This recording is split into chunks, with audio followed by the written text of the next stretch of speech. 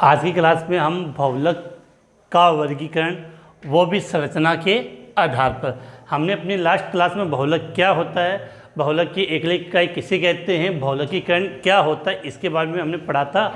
उसके बाद हमने स्टार्ट किया था बहुलक का वर्गीकरण, और उसमें हमने सबसे पहले स्टार्ट किया था उद्गम या स्रोत के आधार पर बहुलक।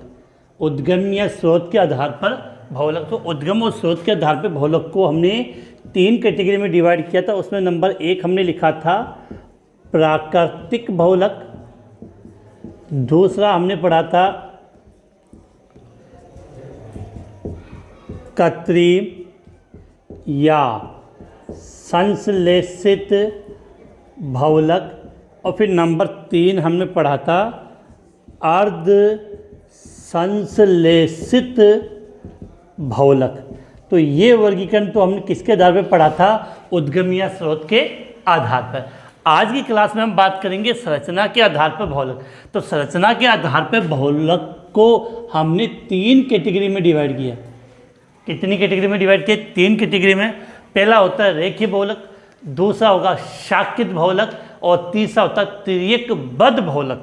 तो संरचना के आधार पर अगर आप भी हैं क्लास 12th में और करना चाहते हैं टॉप, तो MK बूस्टर लाए आपके लिए टॉपर बैच। जैसा इस बैच का नाम है वैसा ही इसका काम है। MK बूस्टर से पढ़कर बहुत से बच्चे टॉप कर चुके हैं। अगर आप टॉपर बैच को ज्वाइन करते हैं तो आपको बहुत सारे फीचर मिलेंगे। इनमें से कुछ फीचर आप सुन लीजिए। यहाँ पर आपको chapter wise complete recorded video मिलेंगे, chapter wise handwritten notes, chapter wise online test, chapter wise most important question and 1 shot video, weekly doubt classes, previous year paper solution, pre board exam. ऐसे तमाम फायदे इस batch में मिलेंगे। यह batch आपको MK booster app पर बिल्कुल कम कीमत पर मिलने वाला है। तो देर किस बात की, अभी डाउनलोड करें MK booster app. Link video के डिस्क्रिप्शन और प्ले स्टोर पर उपलब्ध है। हमने बहुलक को कितनी कैटेगरी में डिवाइड किया है? 3 हिस्सों में, ये 3 प्रकार में डिवाइड किया है। तो उसके बारे में बात करते हैं कि नंबर 1 देखो, नंबर 1 इसमें आ जाएगा रेखीय बहुलक, नंबर 2 शाकित बहुलक, और नंबर 3 तिर्यकबद्ध बहुलक। तिर्यकबद्ध बहुलक तो फिर से क्लियर होना चाहिए कि संरचना के आधार पर बहुलकों को कितने हिस्सों में डिवाइड किया? 3 हिस्सों में, 3 प्रकार डिवाइड किए। पहला रेखीय बहुलक, दूसरा शाकित बहुलक, और तीसरा तिर्यकबद्ध बहुलक। अब बात करते हैं कि रेखीय बहुलक क्या होते हैं।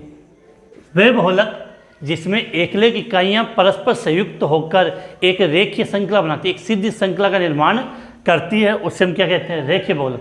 रेखीय बहुलक की जो इकाइयाँ होती हैं वो आपस में एक दूसरे के ऊपर व्यवस्थित होकर संकुलित संरचना बनाती है, जिसके कारण इनकी जो रेखीय इकाइयाँ होती हैं उनके मध्य गैप रेगिस्तान बहुत कम होता है, जिसके कारण रेखीय बहुलक होते हैं उनके गलनांक और क्वथनांक के मान है वो उच्च होते हैं। तो क्या लिखेंगे रेखीय बहुलक के लिए? वे बहुलक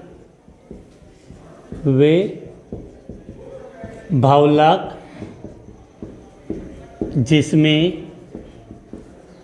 क्या लिखा हुआ है? बहुलक जिसमें एकलक इकाइयाँ परस्पर संयुक्त होकर एक सीधी संयुक्त होकर सीधी रेखीय श्रृंखला बनाते हैं, उन्हें रेखीय बहुलक कहते हैं। क्या कहते हैं उनको? रेखीय बहुलक कहते हैं। फिर आगे क्या लिखेंगे कि कई सीधी श्रृंखलाएं एक दूसरे एक दूसरे के ऊपर व्यवस्थित होकर, एक दूसरे के ऊपर व्यवस्थित होकर संकुलित संरचना बनाते हैं, जिसमें रेखीय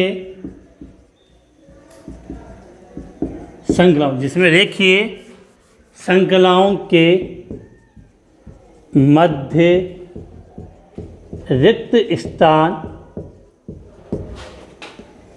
कम होता है, जिसके कारण इनका गलनांक, घनत्व एवं तनन सामर्थ्य का मान उच्च होता है। और एग्जाम्पल लिखना चाहिए तो एक तो हम लिख सकते हैं पॉलीथीन। क्या लिखेंगे? पॉलीथीन। हमने लास्ट क्लास में पढ़ा था पॉलीथीन की एक इकाई एथीन। इसके बाद पीवीसी, पॉलीवाइनिल क्लोराइड। वाइनिल क्लोराइड इसकी एक हम लिख लेते हैं इसमें PAN, पान। PAN, पान का मतलब खाने वाला नहीं बेटा, पॉलीएक्रिलोनाइट्राइल। तो अब देखो इसमें क्या होता है, मैं आपको एक समझाऊं कि इसमें क्या होगा। जैसे ये एक इस प्रकार से एक रेखीय श्रृंखला बनेगी, दूसरी रेखीय श्रृंखला इस प्रकार से इन पे व्यस्त हो जाती है, और इन श्रृंखलाओं के मध्य क्या होता है, जो गैप होता है, रिक्त स्थान होता है, वो बहुत कम होता है। और बहुत कम होने के कारण ये एक दूसरे के ऊपर अच्छे तरीके से संकुलित हो जाती है, जिसके कारण इनके गलनांक, घनत्व और तनन सामर्थ्य का मान क्या होता है, उच्च होता है। एक बार को यहाँ से समझते हैं कि रेखीय बहुलक सीधी बात है कि इसमें एकलिक इकाइयाँ एक दूसरे के साथ जोड़ती जाएगी और एक सीधी श्रृंखला का निर्माण करती है, और ये श्रृंखलाएं जब एक दूसरे के ऊपर संकुलित व्यवस्थित होती है तो संकुलित संरचना बनाती है, और जिसके कारण वो एक दूसरे के ऊपर व्यवस्थित होती है तो इनके मध्य जो गैप होता है, रिक्त स्थान होता है, वो कम होता है, जिसके कारण इनका गलनांक, क्वथनांक का मान उच्च होता है। इसके बाद नंबर 2 पे आपका आता है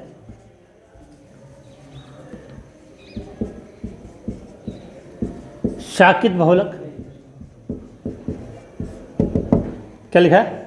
नंबर 2 पे हमने लिख रहे हैं शाकित बहुलक। तो क्या था कि वे बहुलक जिसमें एकलिक इकाइयाँ परस्पर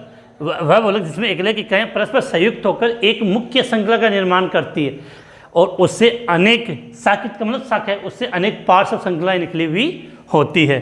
तो लिखेंगे कि वे बहुलक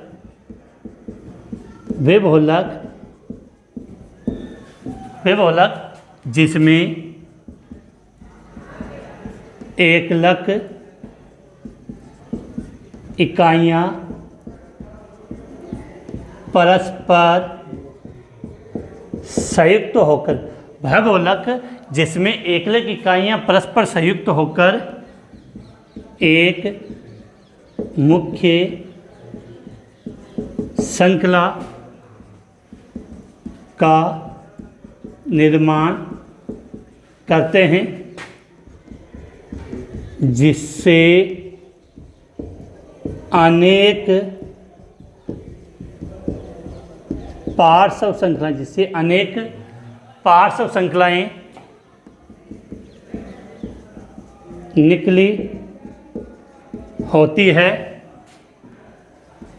उसे शाकित बहुलक कहते हैं। उसे क्या कहेंगे? शाकित बहुलक कहते हैं। अब इसमें एक बात हो कि इसमें जैसे मुख्य श्रृंखला होगी उससे क्या निकली होगी? पार्श्व श्रृंखलाएं, और पार्श्व श्रृंखला के कारण इसकी जो श्रृंखलाएं एक दूसरे के ऊपर जब व्यवस्थित होती है तो उनके मध्य गैप ज़्यादा हो जाता है, और गैप ज़्यादा होता है जिसके कारण इनके गलनांक, घनत्व और तनन सामर्थ्य का मान क्या होगा? कम होता। तो चाहे तो इस लाइन को मैं यहाँ लिख देता हूँ तो इजीली आप समझ पाओगे कि लिखने के लिए कि इन बहुलक इकाइयों के मध्य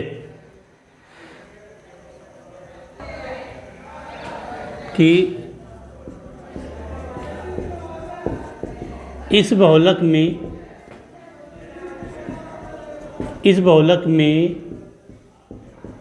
मुख्य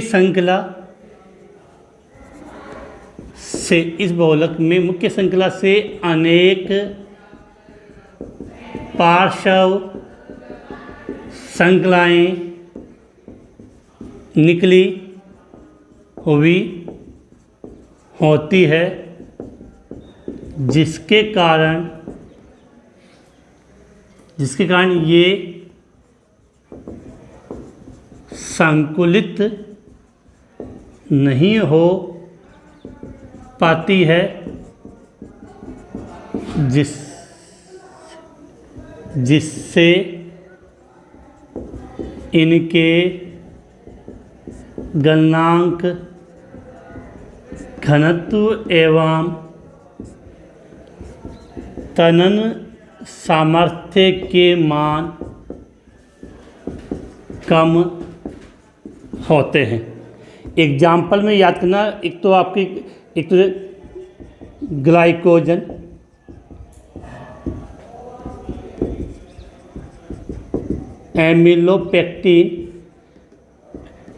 एमिलोपेक्टिन और एक निम्न घनत्व वाली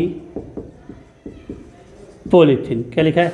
निम्न घनत्व वाली पॉलीथीन। देखो इसमें स्ट्रक्चर कैसे, जैसे ये एक मुख्य श्रृंखला हो गई, इस मुख्य श्रृंखला से इस प्रकार से ये पार्श्व श्रृंखलाएं निकली होती है। अब जब दूसरी स्ट्रक्चर आएगी तो इतना गैप लेगी, इस कारण से, इस प्रकार से। तो क्या होता है कि शाकित बहुलक में मुख्य जो श्रृंखला बनती है उससे अनेक पार्श्व श्रृंखलाएं निकलती है, और पार्श्व श्रृंखलाएं निकलने के कारण उनके मध्य क्या हो जाता है? गैप होता है। उनके मध्य क्या होता है? गैप होता है, और गैप के कारण इसको हमने क्या नाम दे दिया? शाकित बहुलक। और इसी के कारण इनके गलनांक, क्वथनांक के मान क्या होते हैं? उच्च। सबसे विशेष बात इनके एग्जाम्पल, देखो मैटर याद हो ना हो चलो कोई बात नहीं, काम चल जाएगा, लेकिन ये बात क्लियर होनी चाहिए। जैसे रेखीय बहुलक, तो रेखीय बहुलक के एग्जाम्पल क्या होंगे? Polythene, PVC. क्या होंगे? पॉलीथीन, पीवीसी, PAN, पान। शाकित बहुलक की बात करें तो आपका ग्लाइकोजन, एमिलोपेक्टिन और निम्न घनत्व वाली पॉलीथीन। अगर आप उच्च घनत्व वाली पॉलीथीन की बात करोगे तो वो किस में आएगा? रेखीय बहुलक में आएगा। तो आप इसका एक बार स्क्रीनशॉट ले लें, फिर हम आगे बात करते हैं।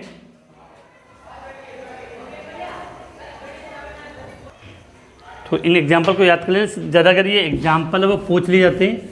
इसके बाद तीसरा इनका जो प्रकार है इसी में तिर्यकबद्ध बहुलक। किसकी बात करें? संरचना के आधार पर बहुलक की हम बात कर रहे थे, और उसमें नंबर 3 पे आपका आएगा तिर्यकबद्ध बहुलक।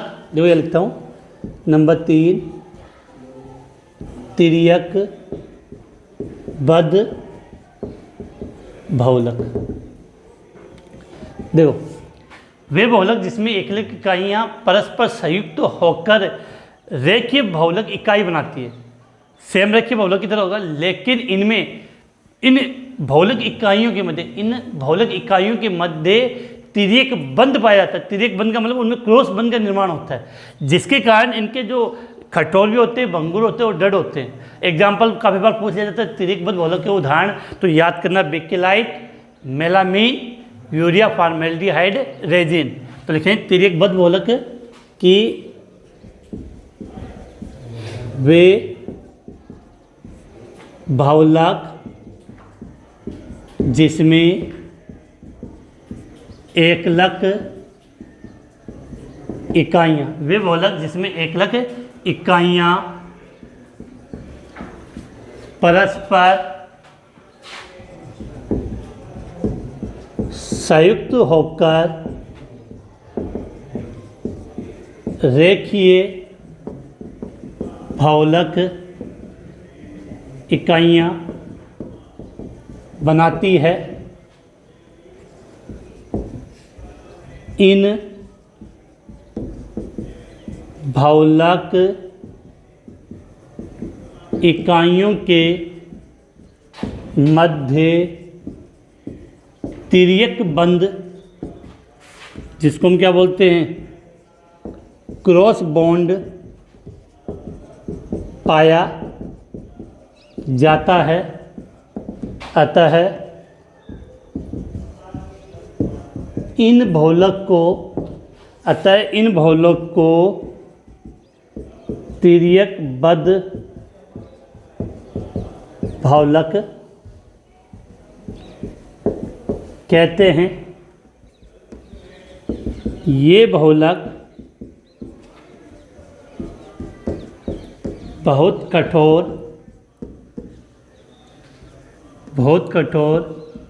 दृढ़ एवं भंगुर होते। ये बहुलक बहुत कठोर दृढ़ एवं भंगुर होते हैं। और जब इनको इस जैसे ये आपने एक रेखीय बहुलक बनाया इस प्रकार से, ये दूसरी इकाइयाँ इस प्रकार से बन गई, ये तीसरी हो गई, ये रेखीय इकाइयाँ हो गई बहुलक की, और इनके मध्य इस प्रकार से ये क्रॉस बन पा जाता है। तो इनमें क्या है, इस प्रकार से ये जो क्रॉस बंद पाया जाता है इसको हम बोलते हैं तिर्यकबद्ध बहुलक। इसके एग्जाम्पल काफ़ी इंपॉर्टेंट है, वो याद होनी चाहिए अच्छे तरीके से। एक तो बेकेलाइट, क्या लिखा है, बेकेलाइट। दूसरा मेलामीन। तीसरा यूरिया फॉर्मेल्डिहाइड रेजिन। तो ये तिर्यकबद्ध बहुलक के अगर एग्जाम्पल की बात करें तो क्या हो जाएगा, बेकेलाइट, मेलामीन और यूरिया फॉर्मेल्डिहाइड रेजिन। तो ये था आपका किसके आधार पे, संरचना के आधार पर बहुलक को हमने 3 कैटेगरी में बात किया था, रेखीय बहुलक, शाखित बहुलक और तिर्यकबद्ध बहुलक। अगला जो बहुलक का वर्गीकरण आता है वो आता है आणविक संरचना के आधार पे। किसके आधार पे, आणविक संरचना के आधार पे। और आणविक संरचना के आधार पे बहुलक को हमने 4 भागों में डिवाइड किया है। ताप सुगठित बहुलक, जिसको आप थर्मोप्लास्ट कहते हैं। दूसरा ताप दृढ़ बहुलक। तीसरा प्रत्यास्थ बहुलक। और चौथा होता है रेसे बहुलक। उनके बारे में बात करेंगे। इसका आप स्क्रीनशॉट लें, फिर आगे टॉपिक को हम बढ़ाते हैं। अब देखो स्क्रीनशॉट आपने ले लिया। इसके बाद अगले वर्गीकरण पे चलते हैं, आणविक बलों के आधार पर। तो आणविक बलों के आधार पे हमने बहुलक को 4 हिस्सों में डिवाइड किया है। देखो तीसरा इसका वर्गीकरण यहाँ पे, आणविक बलों के आधार पर। क्या लिखा है, आणविक बलों के आधार पर। तो आणविक बलों के आधार पर बहुलक को मैंने कितनी कैटेगरी में डिवाइड कर दिया है, 4 हिस्सों में। पहले चारों के नाम याद होने चाहिए, फिर हम प्रत्येक के बारे में बात करेंगे। जिसमें नंबर 1 आता है आपका ताप शून्य बहुलक। ताप शून्य बहुलक बोल सकते हो, या ताप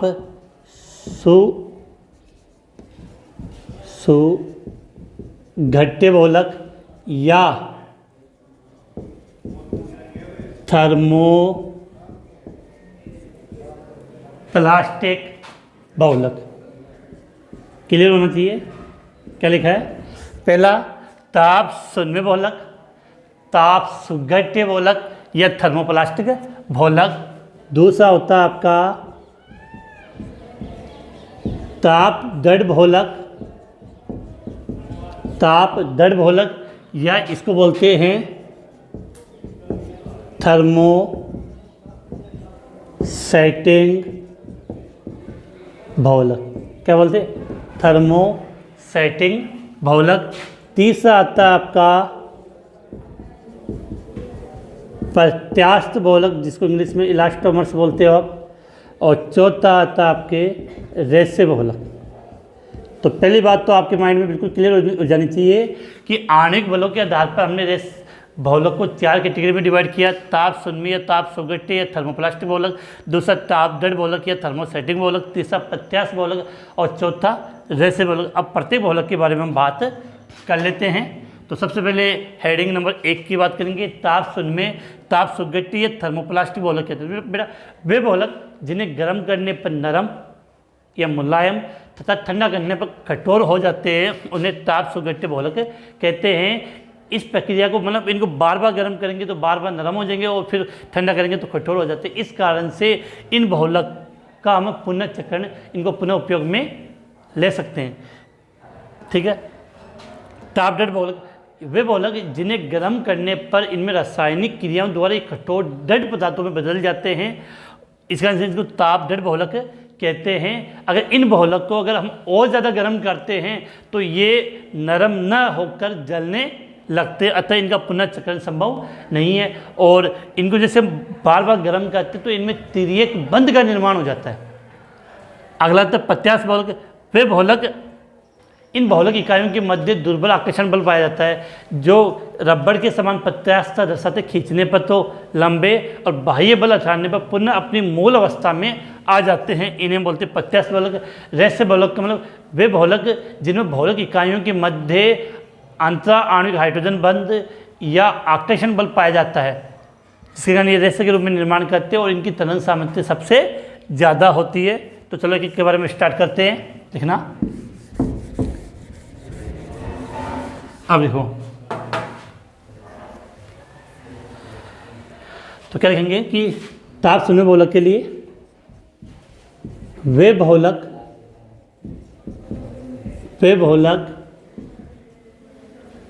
जिन्हें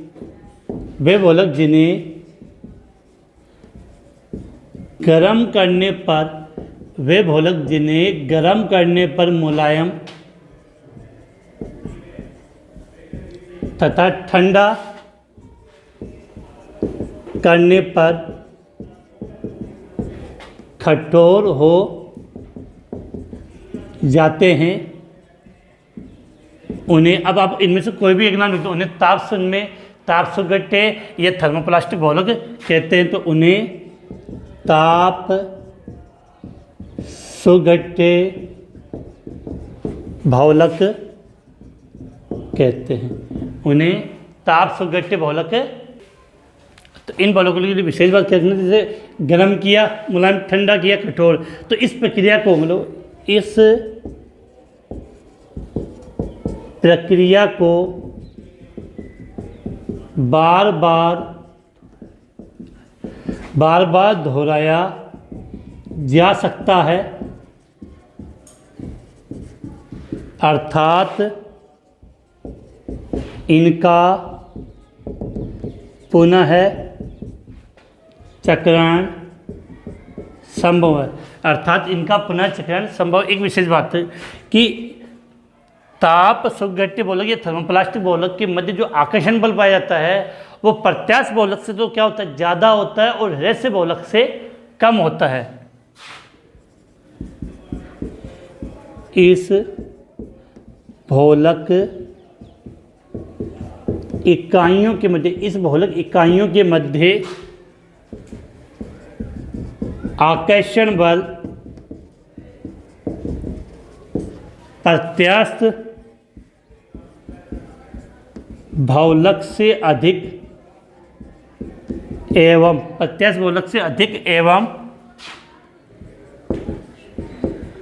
रहस्य बहुलक से कम होता है। रहस्य बहुलक से कम होता है। अब इसके एग्जाम्पल की बात करें तो आपने जो रेखीय बहुलक पढ़े थे वो एग्जाम्पल यहाँ लिख सकते हो। जैसे मैंने यहाँ पर लिख दिया पॉलीथीन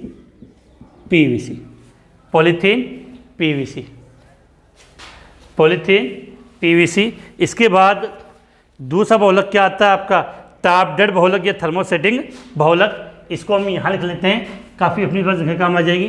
तो दूसरा हम लिख रहे हैं यहाँ पे नंबर 2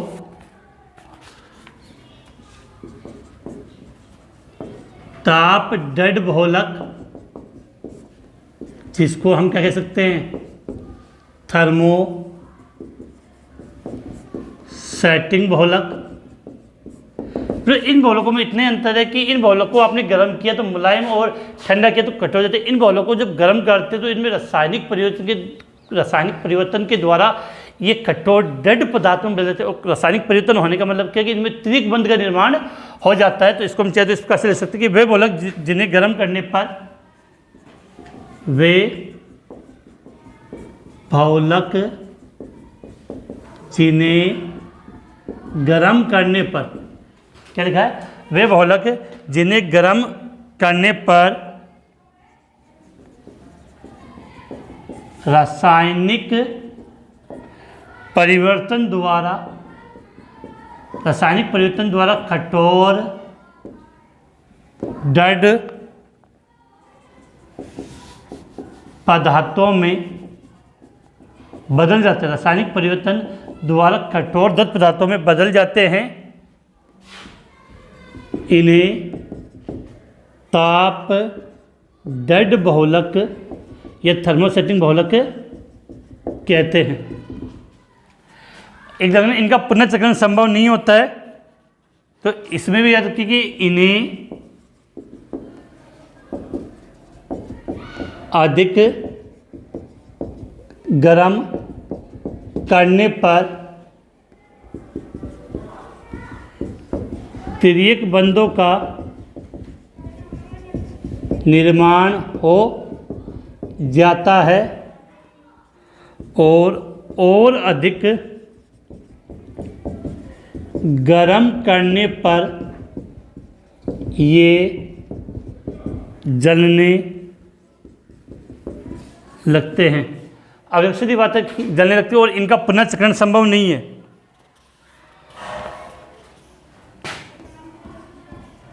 इन्हें पुनः चक्रित नहीं किया जा सकता। इन्हें पुनर्चक्रित नहीं किया जा सकता। एक विशेष बात देखो, इस बहुलक में आप ये देख रहे हो कि इसमें कौन से बंध का निर्माण हो रहा है, तिर्यकबद्ध। तो पिछले वाले वर्गीकरण में तिर्यकबद्ध किसमें होता है, बेकेलाइट, मेलामिन और यूरिया फॉर्मेल्डिहाइड रेजिन। तो वो एग्जांपल आप यहाँ पे लिख सकते हो कि तापदृढ़ बहुलक या थर्मोसेटिंग बहुलक के उदाहरण क्या हो जाएंगे आपके, bakelite, melamine, urea formaldehyde resin. तो आणविक बलों के आधार पर हमने बहुलक के चार प्रकार पढ़े थे। 4 प्रकार की बात कर रहे हैं, तो उनमें से 2 तो हो गए, 2 की हम बात करते हैं आगे। इसका आप स्क्रीनशॉट लें और उसके बाद हम बात करते हैं प्रत्यास्थ बहुलक और रहस्य बहुलक की। अब देखो, इसके बाद आगे बात करें तो स्क्रीनशॉट आपने ले लिया होगा। अब देखो, तीसरा आएगा आपका प्रत्यास्थ बहुलक।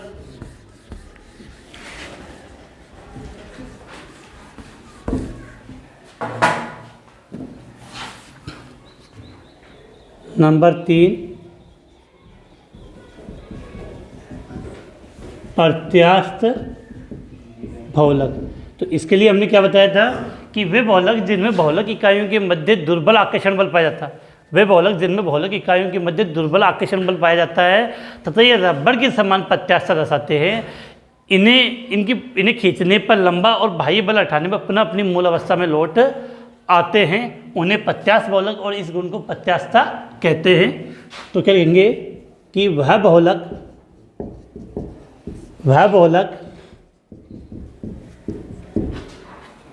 जिसमें बहुलक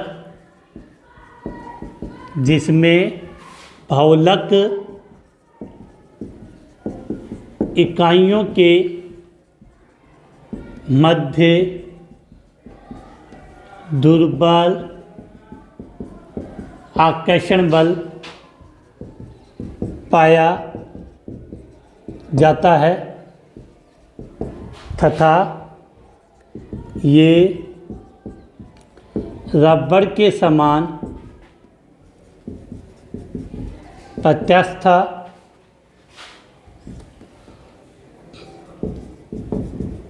दर्शाते हैं। इन्हें खींचने पर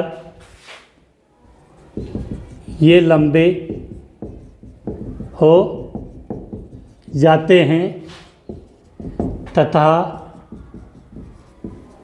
बाह्य बल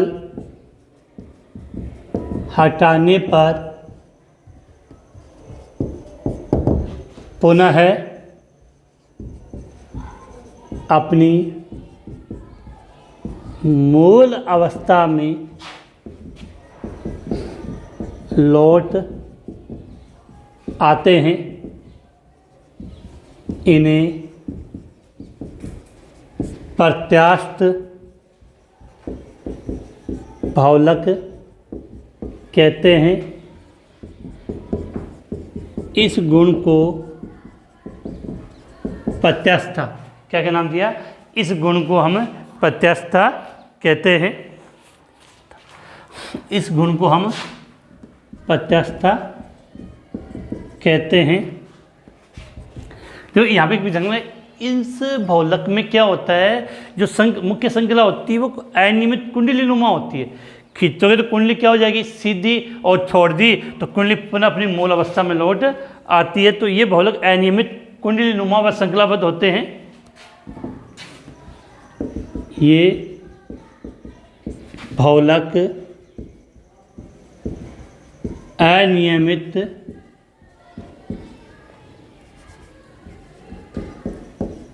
कुंडली नुमा एवं श्रृंखलाबद्ध होते हैं। ठीक है, अब इनकी हम एग्जाम्पल की बात कर लेते हैं यहाँ से। तो प्रत्यास्थ एक तो प्राकृतिक रबड़ हो गया, प्राकृतिक रबड़ काफ़ी इंपॉर्टेंट है। देखो प्रश्न आता है कि प्राकृतिक रबड़ कैसा बहुलक है, प्रत्यास्थ बहुलक है। तो प्राकृतिक रबड़ की एकलिक इकाई क्या होती है, आइसो पढ़ेंगे हम आगे। प्राकृतिक रबड़ और कृत्रिम रबड़ की बात करें, जिन्हें हम संश्लेषित करते हैं, उसमें दो नाम पढ़ते हैं, एक तो ब्यूना एस, ब्यूना एन, और एक हम पढ़ेंगे नियोप्रीन, नियोप्रीन। इसके बाद नंबर 4 आता है आपका रेसे बहुलक।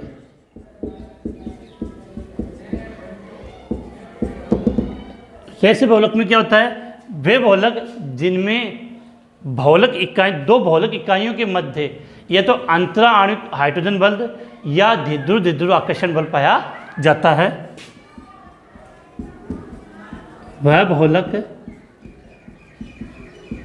जिसमें दो बहुलक इकाइयों के मध्य, वह बहुलक जिसमें दो बहुलक इकाइयों के मध्य अंतरा आणविक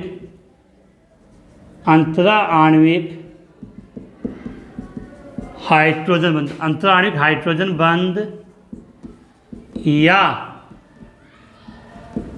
धिध्रुव आकर्षण बल पाया जाता है, उन्हें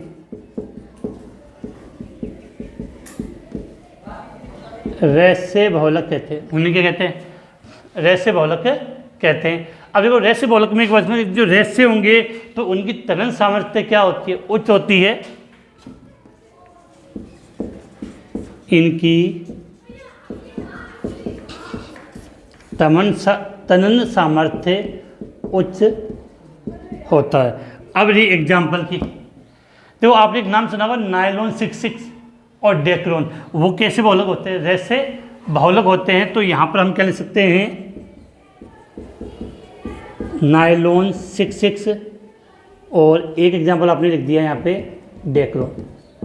ये कैसे बहुलक है, रेसे बहुलक। एक विशेष बात है कि हमने अभी मैं बता रहा हूँ कि 3 बहुलकों को आपको एक आणविक क्रम में याद करना कि सबसे ज़्यादा प्रबल बल किस में होंगे, रेसे बहुलक में, फिर उससे कम होते हैं आपके ताप सुगठित बहुलक में, और सबसे कम होते हैं प्रत्यास्थ बहुलक में। तो आप इसका स्क्रीनशॉट ले लें, स्क्रीनशॉट हो गया। इसके बाद देखो हम आगे बात करें तो बात यहाँ से समझनी है कि बहुलकों का जो वर्गीकरण था, हमने 3 प्रकार से वर्गीकरण पढ़ लिया।